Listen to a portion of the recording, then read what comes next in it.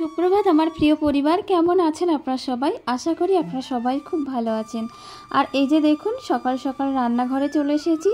আর এই যে পুঁইশাক পাতাগুলো দেখছেন, তো এই রবিবারে যে বাজারগুলো এসেছিল তার মধ্যে কিন্তু এই পুঁইশাক পাতাগুলো ছিল। তো পুঁইশাক পাতা কিন্তু আমি কখনো ফেলি না, ভালোই লাগে আমার খেতে। তো পুঁইশাক পাতাগুলো ভালো করে বেছে নিয়ে একটু কুচি কুচি করে কেটে নিয়েছি, নিয়ে এখন সেদ্ধ করে জল ফেলে দেবো। বাইরে শাক বলে কথা, তাই আবার বর্ষাকাল।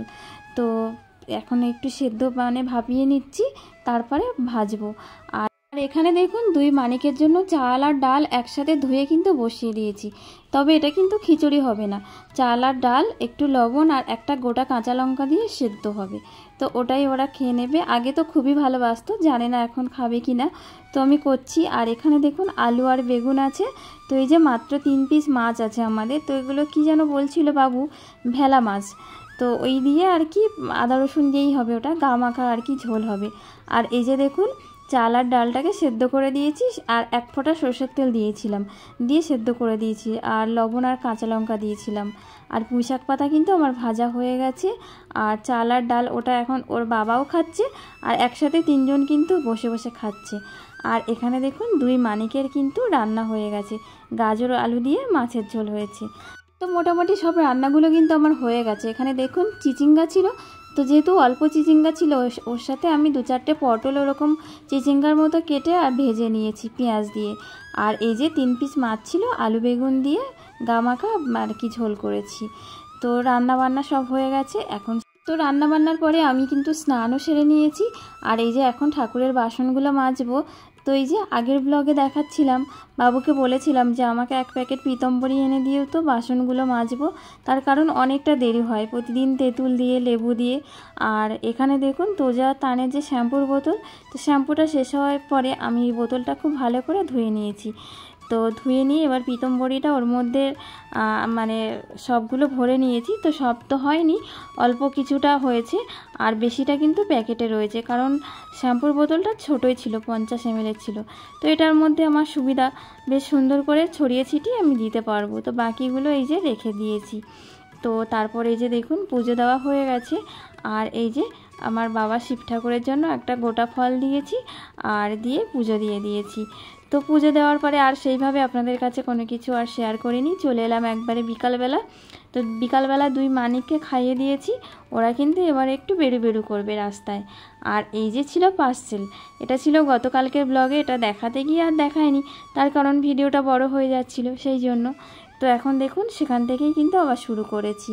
আর আমি কিন্তু এটা উল্টোভাবে কেটেছি, উল্টো দিক থেকে উপরের যে স্লিপ ছিল সেগুলো সব কেটে গেছে, ভুল হয়ে গেছে, ওইভাবে আমি কেটে ফেলেছি। তো যাই হোক, এখানে দেখুন এই যে ফাইনালি পার্সেলটা এই। তো এটা হচ্ছে চায়ের কাপ। তো কয়েকদিন আগে বলছিলাম বাবু আর স্টিলের কাপে খেতে চাইছে না। আর বাবুর খেতে চাওয়া না চাওয়ার থেকে বড় কথা, স্টিলের কাপের যেখানে চায়ের কাপে চুমু দেবো ওইগুলো স্টিলের এইগুলো সব সরে গেছে, আর খেতে ভালো লাগে না। তার কারণ ওই কাপগুলো নিয়ে 2 মানিক সারাদিন এত ছোড়াছুড়ি করে, বল খেলার মতো খেলে। তো সেই জন্য ওগুলো আর খাওয়া যাচ্ছে না। তো সেই জন্য এই চায়ের কাপগুলোই অর্ডার করেছিলাম। নমস্কার বন্ধুরা, আমি সুষমা, আরও একটা নতুন ব্লগে আপনাদের সবাইকে স্বাগত। তো বন্ধুরা, গতকালকের ভিডিওটা যেখানেই শেষ করেছিলাম সেখান থেকেই আবার শুরু করলাম। তো ঘুম থেকে উঠে গেছে তোজো আর তান, আর ওদেরকে দুধ খাইয়ে দিয়েছি, আর ওরা এখন ঠাম্মা ও বাবার সাথে বাইরে ঘুরছে। আর এখানে দেখুন মাসি হচ্ছে বিকালের বাসনগুলো মেজে দিয়ে গেছে। তো বাসনগুলো এখনও গোছানো হয়নি, বাসনগুলো গুছিয়ে নেব। আর এই হচ্ছে দেখুন আমার রান্নাঘর, একদম ভালো লাগে না গুছাতে। আর এখানে দেখুন বাবুর এই জগদ্দলটা এখানেই থাকে, জগদ্দল ভাঙা বজরা সাইকেল। তো কি আর করবো, এই ছাড়া তো আমাদের উপায় নেই, আমাদের তো আর বাইক নেই। তো জানি না ভগবান কবে দিন দেবে। তো সাইকেলটাও আমাদের রাখার জায়গা নেই, এখানেই রান্নাঘরে রাখতে হয়। এই যে দেখুন এইটুকুনি জায়গা। আর গ্যাস টেবিলটা তো খুবই উঁচু, তো কড়ার ভিতর ঠিক করে দেখতে পাই না। তো এই যে মা বাড়ি থেকে আমাকে এই পিঁড়েটা এনে দিয়েছিল, এই পিঁড়ির ওপরে দাঁড়িয়ে আমি রান্না করি। আর দেখুন এইটুকুনি জায়গা, পিছনে এই সাইকেলটা, আমি এদিকে খুললে এদিকে লাগে। তো এরকমভাবে কষ্ট করে আমাকে রান্না করতে হয় বন্ধুরা। তো এই যে দেখুন এইটুকুনি জায়গা। আর দেখুন বর্ষার সময় এত অসুবিধা, জামা কাপড় ঠিক করে মেলারও জায়গা নেই, বারবার বৃষ্টি আসছে। তো পিছনে দেখুন একটা দড়ি দেওয়া আছে, ওখানে হচ্ছে জামা শাড়ি সায়াগুলো দিয়ে রেখেছে। তো এখানে মানে জামা কাপড়ও শুকুতে দেওয়া, এখানে সাইকেল, রান্না বান্না সব কিছু এরকম পরিস্থিতি। তো জানি না কবে আমার স্বপ্নের রান্নাঘর হবে, তো কি বলবো, আর কিছু বলার নেই। তো যাই হোক, সাথে থাকুন। আর এখানে দেখুন ডিমগুলো কি নোংরা হয়ে আছে, আর এইভাবে সেদ্ধ করলে যদি ডিম ফেটে যায় এই নোংরাগুলো আরেকটা ডিমের মধ্যে ঢুকে যাবে, ওই জন্য আমি একটা পুরানো ব্রাশ নিয়েছি। আর এখানে কোলগেটের যে সাদা মাজনটা হলে খুব ভালো হতো, তো কি করব, এইভাবে ঘষে ঘষে একটুখানি যদি যতটা পারি একটুখানি তুলে দিচ্ছি, তার কারণ ডিমের গায়ে প্রচুর নোংরা। তো ডিম সেদ্ধ করতে গেলে বলা যায় না, যদি ফেটে যায় তো ফেটে গেলেই সবগুলো কিন্তু এইভাবে সব একটার সাথে একটা নোংরা লেগে যাবে, ওই জন্য বাধ্য হয়েই করতে হচ্ছে। এর জন্য অনেকটা সময় লেগে যাচ্ছে আমার।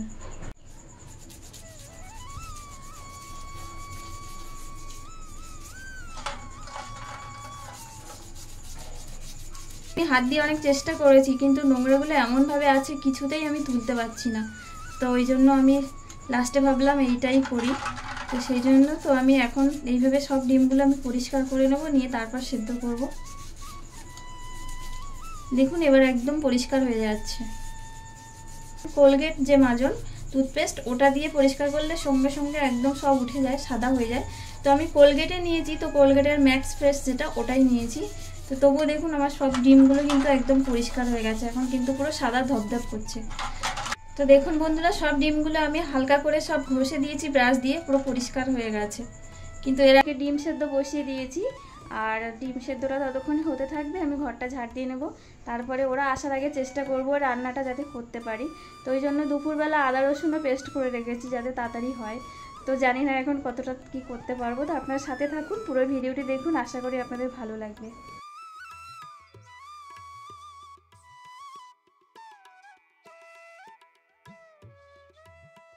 তো বন্ধুরা, আজকের এই ভিডিওটা একটু পরেই আপলোড হবে, আর যতটুকু আমার ভয়েস দিতে বাকি ছিল ততটুকুই আমি এখন নিয়ে বসেছি।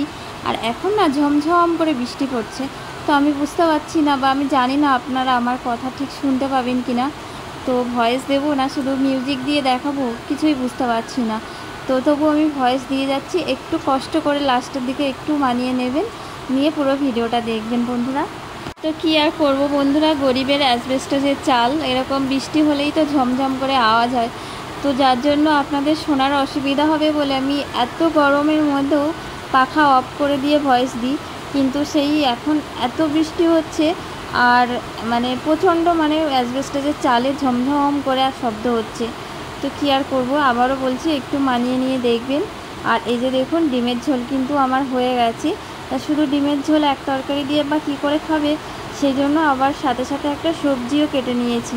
তো এখানে সব রকম আছে, তো তার সাথে একটু ঢ্যাঁড়স দেবো। তো ঢ্যাঁড়স দিলে তো সবজিটা পুরো ঘেঁটে যাবে, ওই জন্য ঢ্যাঁড়সটা আমি আলাদা করে একটু আগে ভেজে তুলে নেব, তাহলে ঢ্যাঁড়সটা শক্ত হয়ে যাবে সবজির মধ্যে, আর ঘাঁটবে না।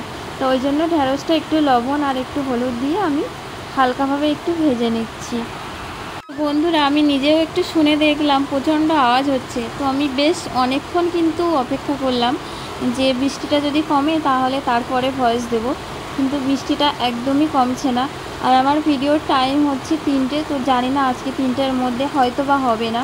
তো যাই হোক বন্ধুরা, এতক্ষণ পর্যন্ত যারা আমার ভিডিওটা দেখেছেন, যদি আমার ভিডিওটা ভালো লেগে থাকে তাহলে অবশ্যই আমার ভিডিওটা একটা লাইক করে দেবেন, আর সাথে একটা কমেন্ট করে জানাবেন ভিডিওটা আপনার কেমন লাগলো। তার কারণ আপনার একটা লাইক ও একটা কমেন্ট কিন্তু আমাকে অনেকটাই উৎসাহিত করে আমার পরবর্তী ভিডিওগুলো বানানোর জন্য।